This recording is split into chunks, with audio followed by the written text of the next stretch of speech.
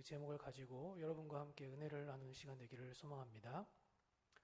우리 성도님들은 혹시 꼰대라는 단어를 들어보신 적이 있습니까? 꼰대. 네. 굉장히 좀 비하하는 그런 단어이기도 한데요.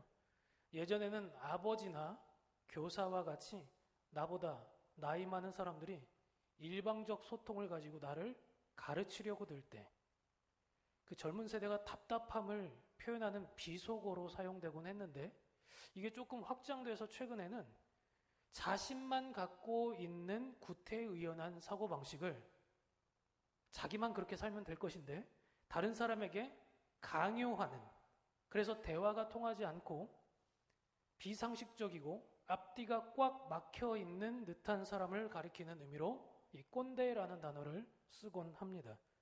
그런데 문제는요, 세상에서도 이 회사의 상사들이나 나이 든 앞전 세대들이 이 꼰대의 이미지를 벗어나고자 젊은이들을 연구하려고 부단히 노력을 한다고 해요. 그만큼 소통에 힘을 쓰고 있는 거죠. 그런데 문제는요, 신앙이라는 미명하에 이런 꼰대의 기질을 가지고 건전한 보수 신앙으로 이해하는 사람들이 우리 교회 안에 있다라는 것입니다. 예컨대 자신이 꼰대 기질이 있는지 없는지를 가늠할 수 있는 인간 지표가 되는 몇 가지 질문이 있습니다. 한번 들어보시겠습니까? 젊은 애들은, 요즘 애들은 이런 말을 자주 쓴다. 내가 너희 때만한 때는, 혹은 나 때는 말이야, 이런 말을 쓴다. 고생을 더해봐라 깨달아, 이런 말을 자주 쓰고 계시다면 사실 문제는 젊은 세대에 있는 게 아니라 우리 자신에게 있다는 사실을 깨달으셔야만 합니다. 세대가 변하고 시대가 변하는 것은 너무나도 자연스러운 흐름인데 그 시대의 흐름을 따라가고 있지 못하는 것이 문제인 것이지 이 시대가 변한 걸 가지고 문제를 삼아서는 안 되기 때문인데, 그뿐만 아니라 정말 이 꼰대 기질이 문제인 것은 소통하기를 내 스스로 차단하고 내 문제가 아닌 너의 문제인 것으로만 생각하고 있기 때문에 결국은 내 자신을 개선하려고 하는 여지가 전혀 없다는데 이 문제가 있습니다. 더군다나 이 문제가 큰 이유는 단순히 세대 간의 갈등으로만 끝나는 문제가 아니기 때문에 그렇습니다. 애초에 이런 꼰대가 되는 이유는 상대방의 마음과 상황을 읽으려고 하기보다는 내가 가지고 있는 기준과 방법이 더 옳다는 이 독선적이고 직선적인 그리고 이기적인 마음에서 비롯하기 때문에 그렇습니다. 제가 다시 한번 질문을 드려볼까요? 아주 굉장히 실천적인 예인데요. 교회 안에 문제를 일으킨 성도가 있다면 여러분 치리를 해야 될까요? 아니면 용서해야 할까요? 한번 각자의 마음에 답을 한번 품어보시죠. 자, 두 번째로 수차례 용서하고 인내하는 과정을 거쳤는데도 그런 내 노력을 알아채지 못하는 사람이 있다면 경고하고 그렇게 하지 못하도록 주의를 줘야겠습니까? 아니면 꾹 참고 눈 감아야겠습니까? 마지막으로 교회 안에 개혁을 이루어야겠다는 불의함이 보인다면 주머니 안에 송곳이 되는 것을 스스로 자청해서 발언을 해야 할까요? 아니면 아무 문제 없는 것처럼 순응하며 살아야 될까요? 혹시 제가 던진 이 질문에 답을 하셨습니까? 아주 죄송하지만 답을 정하셨다면 꼰대가 될 확률이 굉장히 높습니다. 왜냐하면 이 질문의 정답은요, 상황마다 다르다이기 때문입니다. 성경은 두 가지 관점을 모두 다 이야기하고 있습니다. 그래서 일원화되어 있는, 공식화되어 있는 대답을 할 수 없는 것이 정확한 표현인데 우리는 모두 자기만의 경험과 생각이 전부인 것처럼 공식화시켜서 쉽게 얘기하려고 합니다. 치리가 필요한 성도가 있다면 물론 그 죄의 정도에 따라 치리를 해야 될 때가 있을 수도 있고, 그렇지 않고 그가 진정으로 회개하고 용서를 구하고 그리고 앞으로는 그러지 않겠다는 약조를 분명하게 한다면 기회를 다시 주어야 될 때도 있습니다. 내 마음을 자꾸 요동치게 만들고 무례하게 구는 그 사람에게 경고를 해야 될 때도 있고, 때에 따라서는 언성을 높이고 내가 이만큼 너 때문에 마음이 상해있다는 것을 알려야 될 필요가 있습니다. 참고 지내서 개선될 수 있는 상황이라면 참는 게 능사일 수도 있겠지만 내가 참고 있는지조차도 모르고 있는, 그래서 더 경거망동하고 있는 그런 사람이라면 멈추도록 해야겠죠. 그래서 모든 경우는 정할 수가 없어요. 상황을 보고 정해야 되는 거예요. 성경은 이 두 가지의 경우를 다 말하고 있습니다. 죄에 대한 처벌도 마찬가지죠. 어떤 이들은 예수님도 죄 없는 자가 돌로 치라고 얘기했으니까 우리 중에 죄 없는 자가 있을까? 그러니 누구를 치리할 수 있는 자격이 될까? 라고 생각하는 사람이 있기도 하고, 그래서 어떤 사람들은 같은 문제를 가지고 그래서 우리 스스로에게도 경계를 갖기 위해서 더 엄하게 치리를 해야 되지 않겠냐라고 말하는 사람도 있습니다. 어떤 사람은 용서하는 하나님의 사랑을 강조하기도 하고, 또 어떤 이들은 죄를 미워하는 하나님의 공의를 강조하기도 합니다. 그러니까 성향에 따라, 관점에 따라, 상황에 따라 다른 입장을 취할 수 있다라는 거죠.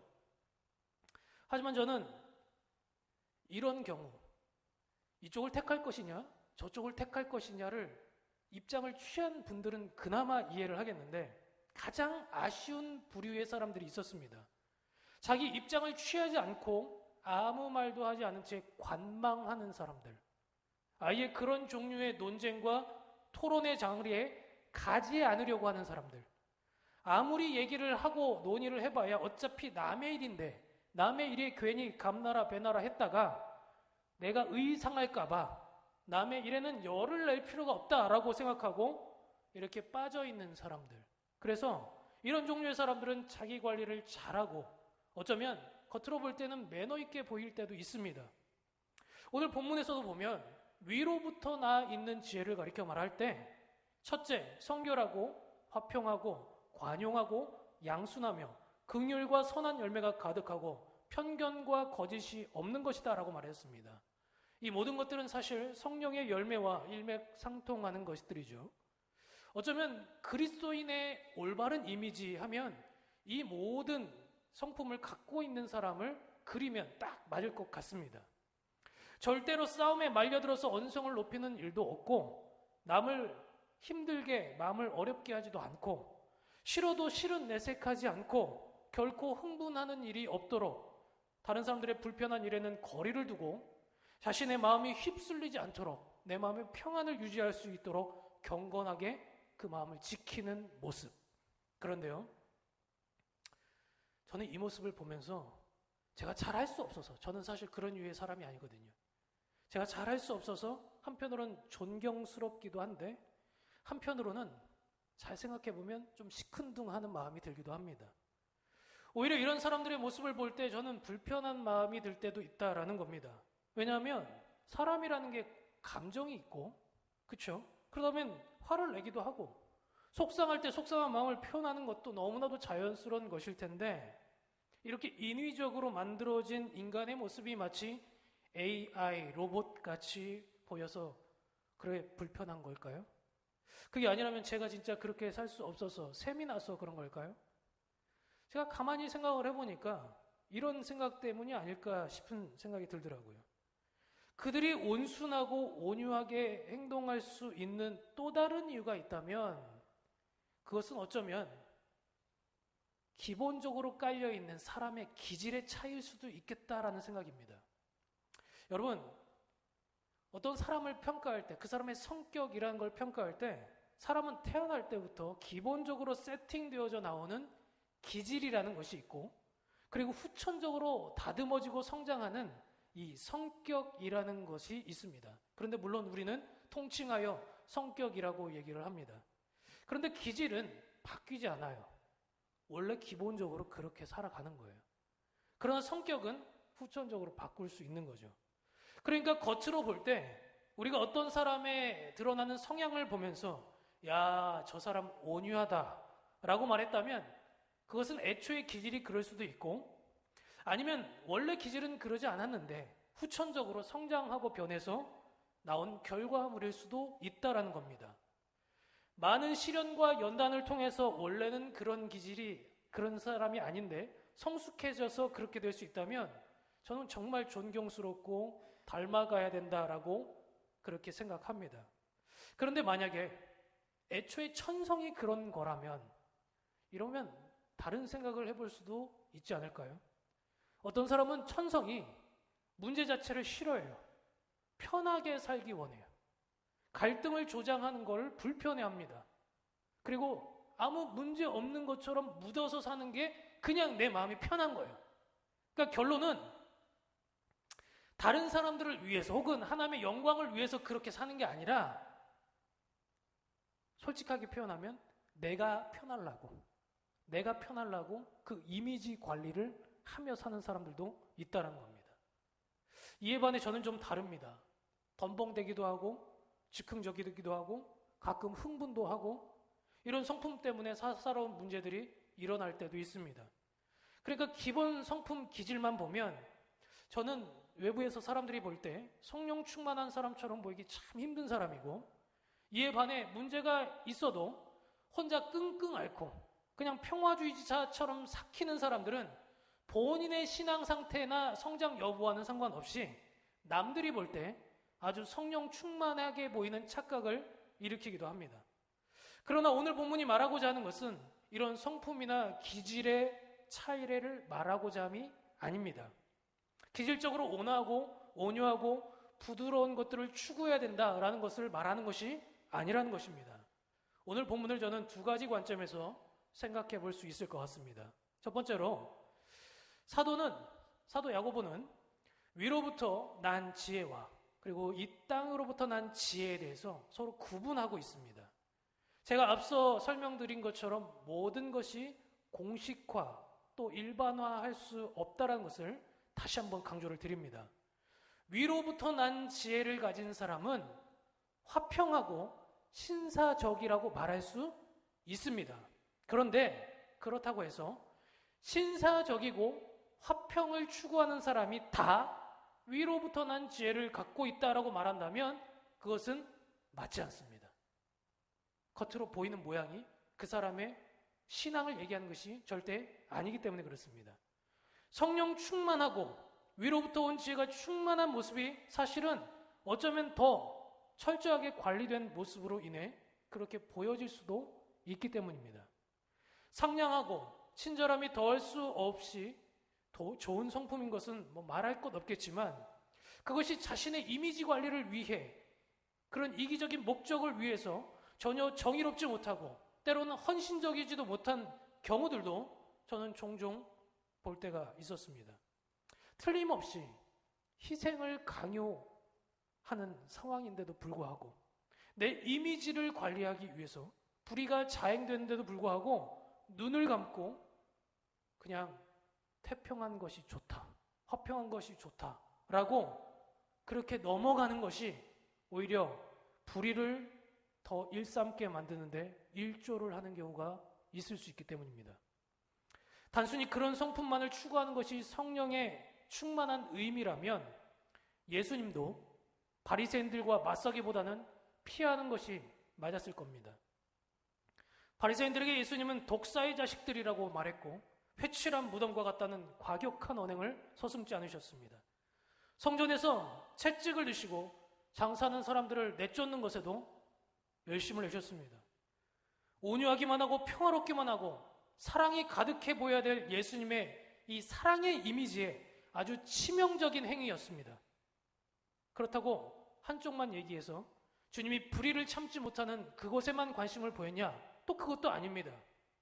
공의로운 것만을 강조하고 그것을 또 이미지화 시키려고 했다면 창기나 죄인들과 함께하지 않았어야 했습니다. 행여나 내가 더러운 사람처럼 보일까봐 그들과 어울리면 안 되는 것 아니겠습니까?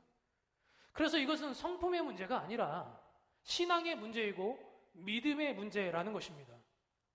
저는 현대교회의 문제가 실천이 없고 행위가 없다는 데 전적으로 동의하는데 그 원인이 무엇이냐고 묻는다면 단순히 무언가를 하지 않아서 때문이 아니라 가장 원초적인 문제, 믿음이 없기 때문이라고 말하고 싶습니다. 하나님을 믿는다고 하면서도 내 삶을 변화시키려고 하고 불편함을 개선시키려고 하고 때로는 희생과 때로는 불의를 참지 않는 그런 행동하지 않는 모습들로 인해서 변화가 일어나지 않는다는 것이죠. 제가 이제 맡고 있는 부서가 여러분도 잘 아시다시피 이 중고등부와 청년들을 맡고 있습니다. 제가 청년들과 교제하면서 이런저런 얘기를 하다가 어른 세대가 꼰대같이 느껴진 여러 가지 이유 중 가장 큰 문제가 뭘까라고 물어봤더니 아이들이 대부분 이런 얘기들을 하더라고요. 아프고 힘든 아이들이 자신의 처지에 대해서 말을 하면 어른들이 대뜸하는 소리가 이렇게 얘기를 한다고 그래요. 너 기도는 해봤어? 나는 더 힘들었어. 야, 지금은 천국이지. 니네가 고생을 하냐? 믿음이 약해서 그런 소리를 하는 거야. 이런 아무런 도움도 힘도 되지 않는 이런 말들 대신에 차라리 그들을 붙잡고 부둥켜 안고 울고 기도해주는 편이 훨씬 더 그들의 삶을 변하게 할 능력이 있을 텐데, 그러면서도 마지막 끝에는 뭐라고 얘기하냐면 신앙생활 잘 하래요. 와, 그 얘기 들으니까 염증이 일어나는 거예요. 자신의 영혼이나 내 삶의 문제에 대해서는 전혀 관심 없는 어른들이 한 주 교회를 안 나왔더니 내가 어떻게 살았는지, 내 아내가 어떤지 이런 걸 묻는 게 아니라 비어있는 사역의 현장 속에 너 왜 일을 하지 않았느냐고 청년을 꾸지람하는 그런 어른들을 볼 때 왜 믿음 생활을 잘해야 되는지 모르겠다는 거예요. 어른들 믿음 생활 잘하는데 왜 그렇게 변화가 없는지 모르겠대요. 저런 게 믿음 생활 잘하는 거라면 차라리 믿음 생활 안 하겠대요. 결국은 신앙 생활을 그들로부터 잘하게 만들어주는 것은 내가 알고 있는 정답을 꼰대같이 말려주는 것이 아니라 그들의 마음이 그들의 상황을 읽어서 어떻게든 움직일 수 있도록 동기를 부여해 주는 것 아니겠습니까? 그게 가장 빠르고 가장 효과적인 지름길 아니겠습니까? 당시 야고보는요, 분쟁에 대한 어려움이 있었습니다. 그리고 일부 지도자들 가운데 이 독선자들, 자신의 생각이 옳다라고 생각했던 이 독선자들이 이 문제를 분쟁으로 이끌고 갔습니다. 힘없고 약한 사람들을 무시하고 반대편에 있는 사람들을 저주했습니다. 그리고 자기가 그럴 수밖에 없다라고, 내가 옳은 것이라고 과격한 언어들을 합리화했습니다. 그런데 문제는요, 이렇게 신앙으로 자신을 합리화시키면서 살아간 사람들이 소위 믿음이 있는 사람들이었다라는 것입니다. 그래서 야고보는 그런 사람들에게 너희가 정말 믿음이 있다면 행동으로 본을 보이라, 그렇게 말을 했어요. 믿음이 있다면 온순하고 다른 사람들을 입장을 바꿔놓고 배려할 줄 알고 화목하려고 노력할 줄 알아야 하지 않겠냐고 말하고 있는 것입니다. 그래서 저는 오늘 이 믿음이 있는 사람은 온유해야 된다라고 말하는 이 본문에 앞서서 여러분 얼마나 온유하십니까? 라고 질문하기 이전에 여러분 정말 예수님의 은혜를 아십니까? 라는 질문, 이 원초적인 질문을 먼저 하고 싶습니다. 왜냐하면 이 질문이 나로 하여금 온유하고 온순하게 만들 수 있는 진짜 동기를 부여하기 때문에 그렇습니다. 오늘 본문에서 생각해 볼 두 번째 문제는 방향의 문제입니다. 하나님의 은혜를 받았다 할지라도 하나님의 뜻대로 살아가는 것은 여전히 어렵습니다. 왜냐하면 앞서 제가 예를 들었던 것처럼 모든 우리의 삶의 문제들이 상황마다 다 다르기 때문에 대체 무엇이 하나님의 뜻이냐라고 묻는다면 그 대답을 하기가 선뜻 어렵기 때문입니다. 야고보 사도는 위로부터 난 지혜를 이 땅의 것과 구분을 짓고 있습니다. 땅에 속한 것은 시기, 다툼, 혼란, 악함이라고 말을 했습니다. 주님의 뜻대로 살고 싶긴 한데 사실 어떻게 사는 것이 주님의 뜻대로 사는 것일까? 애매할 때가 있지 않습니까? 여러분, 교회 안에 문제가 생기면 개입하는 게 맞을까요? 피하는 게 맞을까요? 교회 안에 횡령의 문제가 있다면, 치리의 문제가 있다면, 교회 건축의 문제가 있다면, 부정의 문제를 발견했다면 교회를 떠나는 게 맞을까요? 교회를 지키는 게 맞을까요? 여기 답이 있습니까?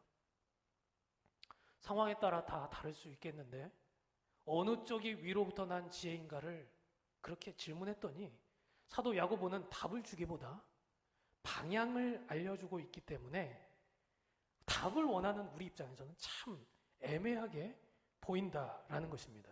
근데 사실은요, 이 방향을 알려주는 게 답이에요. 도대체 문제 앞에서 하나님은 뭘 원하실까? 이런 고민과 갈등 없이는 진정한 믿음의 모습이 나올 수 없기 때문에 그렇습니다.